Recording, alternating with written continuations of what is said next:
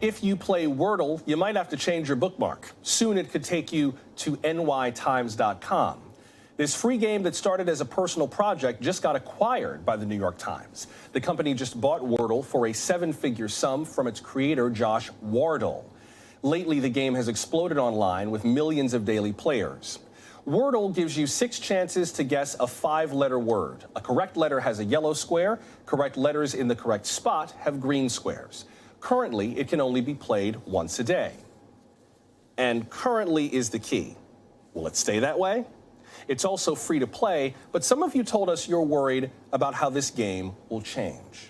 Let's put some of your questions to Jonathan Knight. He's the general manager of games at the New York Times. Mr. Knight, welcome. Thank you. Thanks for having me. Why did the New York Times buy Wordle?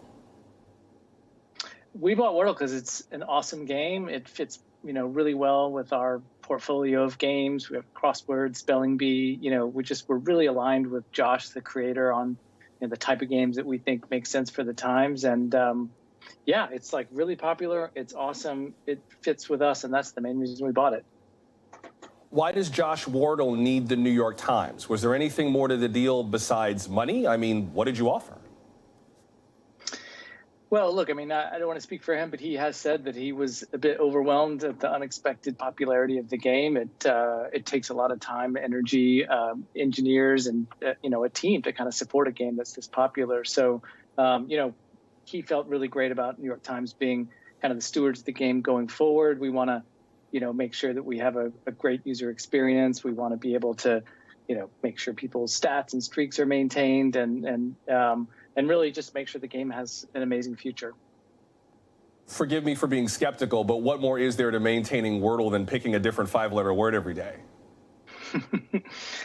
Well, look, I don't want to predict the future. There's so many things that, we could do to make the game great. And, people really care about their streaks over time and their stats, getting better at the game, having those kind of accomplishments and building, a long-term relationship with the game. So, there is a fair amount to operating games. And, we also are excited to introduce the New York Times audience to Wordle, to introduce the Wordle audience to, the other games and the other products that are part of the New York Times. Talk about the Wordle audience compared to, say, the New York Times audience that plays the games that are already on the site. Like, how many people play Wordle right now? Well, we're not going to disclose those numbers publicly. It's millions of people are playing every day. There's millions of people coming to the New York Times games. And we just think it fits well, and we're excited to continue to grow that audience. Are we talking 10 million, more than 10 million, fewer than 10 million? Yeah, sorry, Josh. I don't have any numbers to give out. I wonder what the future of the game looks like in particular. I mean, we heard from a number of our viewers who have some real concerns about the future of the game. Mary tweeted, "I'll believe the free and no changes part of this when I see it." And JZP Mima tweeted, "Enjoy it, but not enough to pay." I have to wonder if the New York Times can own Wordle without some kind of monetization strategy, either paying for versions of the game, like you do with a crossword, or having some kind of ads. I mean, the New York Times is not a not-for-profit. It's not a charity. So what's the strategy for making Wordle worth it for the Times? I can say, 100% our focus is to continue what makes this game special. So we are really sensitive to the fact that the game is so popular, that people love it, that, it feels like it belongs to all of us. And, we want to be stewards of the game and continue that. There's all kinds of value that the New York Times can glean from just creating more engagement in our ecosystem with, like I said, with all of our products.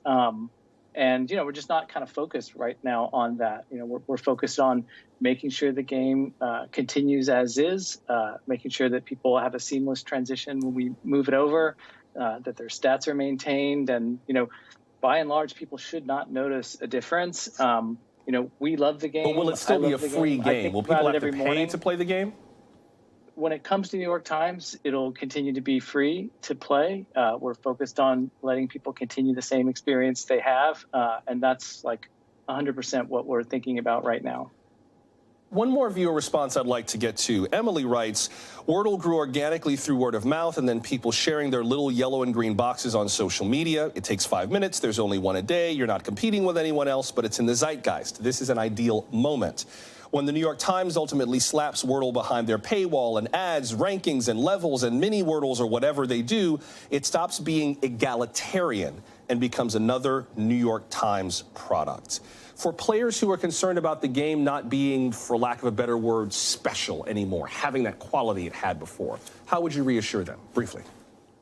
I mean, I would encourage them to play the crossword mini every day. I'd encourage them to play the spelling bee. If you play our other games, the crossword mini is something you can do in 2 minutes a day. It's 100% free to play for anyone. The spelling bee is beloved for the fact that it's time well spent. It doesn't demand much of you. It's a wonderful little puzzle to be solved and shared with friends. Josh Wardle, the creator of Wordle, the reason he chose to go with the Times is that he's a big fan of the mini. He's a big fan of spelling bee and frankly, was sort of inspired by our games. So our values are aligned, and I would just, encourage that person that wrote in to, play other games and see for themselves. One last real quick question before I let you go. As a game show fan, the minute I saw Wordle, I was like, that's Lingo. It is the exact same core concept as the game show Lingo. It's running right now on ITV in the UK. Chuck Woolery hosted Lingo for the Game Show Network. It feels like you acquired a game that lifted a concept from another game show. Any concerns about that? Games are borrowing things from other games all the time. We don't have the only crossword puzzle out there. We don't have the only pangram out there. There's lots of word games that are putting together different concepts from a great history and a great right. Series of games throughout time. Like what Wordle has done is put together elements in a really unique and innovative way. The sharing mechanic right. is completely brand new. So we feel confident that it's a really unique and special game. Jonathan Knight from the New York Times. Mr. Knight, I appreciate you making time for us. Thank you very much. Thanks for watching our YouTube channel. Follow today's top stories and breaking news by downloading the NBC News app.